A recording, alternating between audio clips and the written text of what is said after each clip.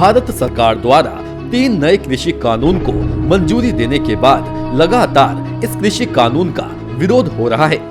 शुरू में इन कानूनों का विरोध प्रमुख विपक्षी पार्टियों के द्वारा किया गया, लेकिन धीरे धीरे नासूर की तरह ये कानून जन आंदोलन बनता चला जा रहा है। फिर भी सरकार किसी भी एंगल से बैकफुट पर नजर नहीं आ रही है, वह भी अपने मजबूत इरादों के साथ मैदान में है। अब भारतीय जनता पार्टी की सरकार कृषि कानूनों को लेकर 15 दिसंबर से 18 दिसंबर तक जगह जगह पर किसान सम्मेलन के माध्यम से किसानों को इसके फायदे बताने में जुट गई है। इसी क्रम में यूपी के अमेठी में शिव दुलारी महिला डिग्री कॉलेज गुंगू वाच करौंदी में भी किसान सम्मेलन का आयोजन किया गया, जिसमें उत्तर प्रदेश सरकार के सहकारिता मंत्री मुकुट बिहारी वर्मा ने पहुंचकर उपस्थित जनसमूह को संबोधित किया तथा कृषि कानून के फायदे बताए। इस सम्मेलन में देखने वाली बात ये रही कि जिसके लिए सम्मेलन किया गया था व जिसके नाम से ये सम्मेलन था वह था किसान, लेकिन इस सम्मेलन में कहीं पर भी किसान नजर नहीं आया।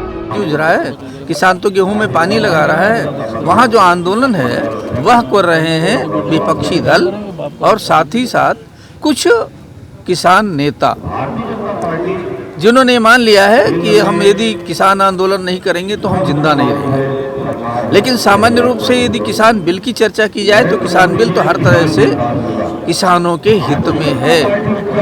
इस बिल में कुछ भी ऐसा नहीं है जो किसान के विपरीत है। यदि हो तो किसी को बताना चाहिए। वो हमेशा एक चीज कहते हैं, बिल वापस कर दो, बिल में संशोधन की चर्चा क्यों करें। अरे संशोधन तो संविधान में भी हुआ है, इसलिए संशोधन तो हो ही सकता है, बिल में कोई बात है। बिल 3 बिंदुओं पर केंद्रित है।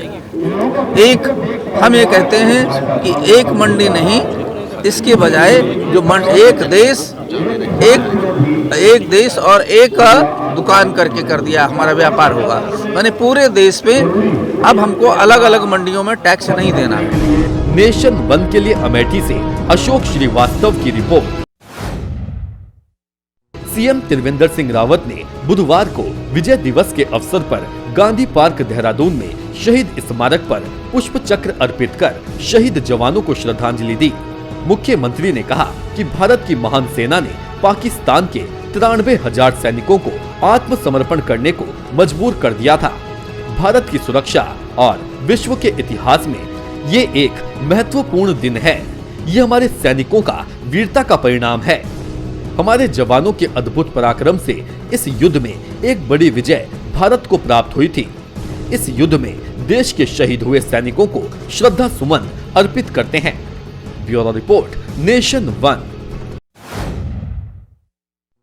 प्रयागराज शहर में हिस्ट्री शीटर और माफियाओं पर प्रशासन का शिकंजा कसता जा रहा है।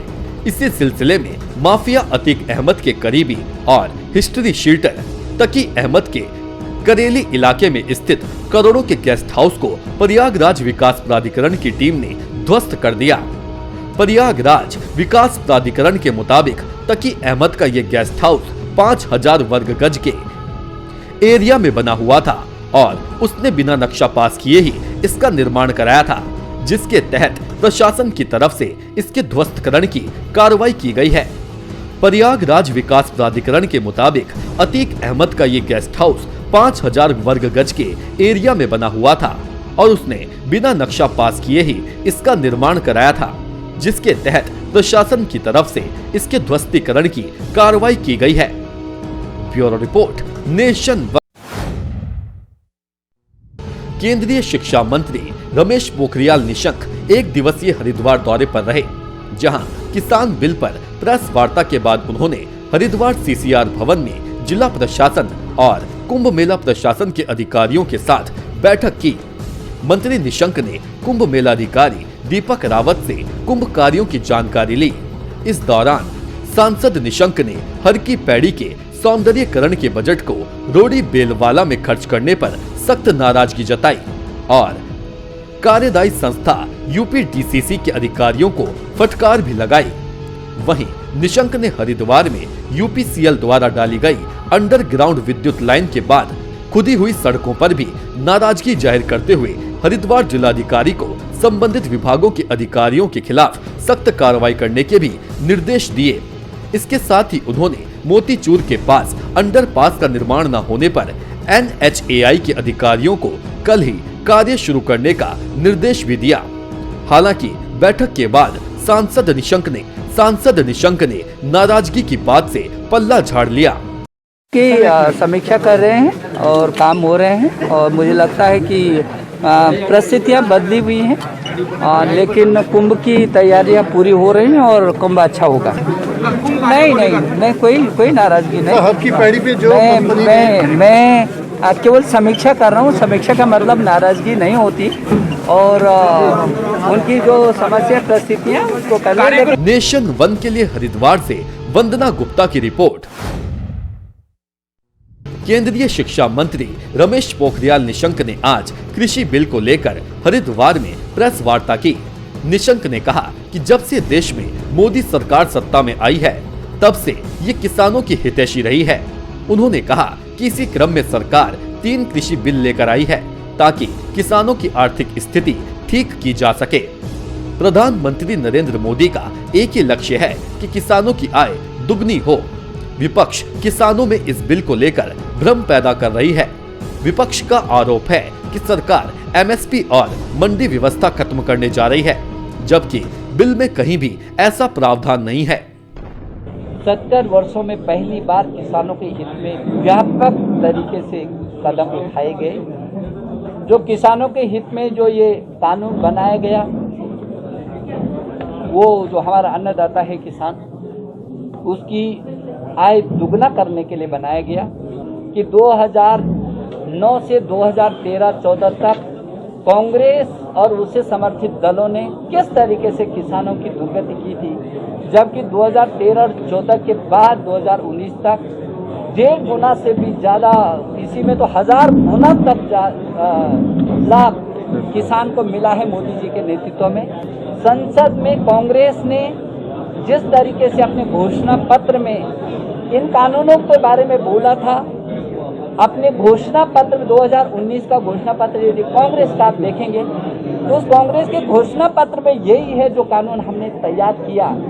अब कांग्रेस को माफी मांगनी चाहिए कि जिस तरीके से वो गुमराह कर रही थी किसानों को। यदि उन्होंने एक्ट नहीं पढ़ा था तो मैं उनको सुझाव देना चाहता हूं कि तीनों एक्ट को वो पढ़ें और पढ़ने के बाद जो उन्होंने भ्रम फैलाने की कोशिश की है उसके लिए वो किसानों से और इस देश की जनता से माफी मांगे।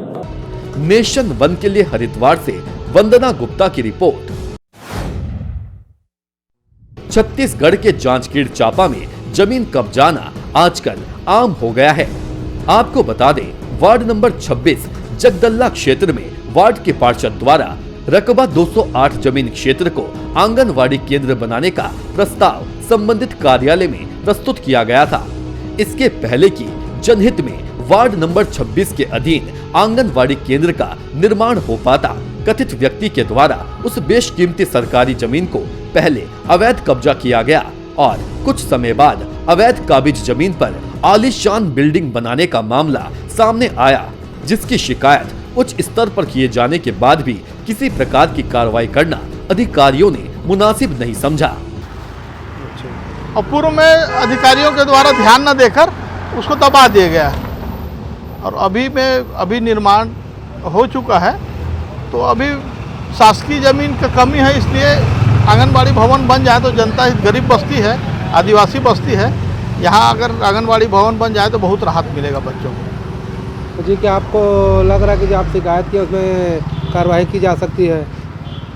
पहले तो नहीं हुआ, अब फिर करके देख रहे हैं, हो जाए तो अच्छा है। और नहीं होगा तो फिर आगे क्या करेंगे? नहीं होगा तो फिर आगे क्या कदम रहेगा? ऊपर के नेताओं को अवगत कराएंगे हमारे। जांजगीर चांपा से दीपक यादव की रिपोर्ट। मुख्यमंत्री योगी आदित्यनाथ प्रयागराज पहुंचे। प्रयागराज के KP इंटर कॉलेज के मैदान में उन्होंने उत्तर प्रदेश अधिवक्ता समागम का शुभारंभ किया। दीप प्रज्वलन के बाद मुख्यमंत्री योगी आदित्यनाथ ने वहां मौजूद वकीलों और जनता को भी संबोधित किया। योगी आदित्यनाथ ने अपने संबोधन में कहा है कि उत्तर प्रदेश ने कोविड-19 की जो जंग जीती है, यहाँ के प्रबुद्धजन और कोरोना के खिलाफ जंग लड़ रहे हैं। उन्होंने कहा कि संयुक्त राष्ट्र संघ ने भी उत्तर प्रदेश के कोविड-19 के अभियान की तारीफ की है उन्होंने न्याय व्यवस्था में वकीलों के योगदान को भी सराहा और उनसे आश्वासन मांगा कि वह निष्पक्ष होकर लोकतंत्र में अपना योगदान देते रहें। Bureau report, nation 1।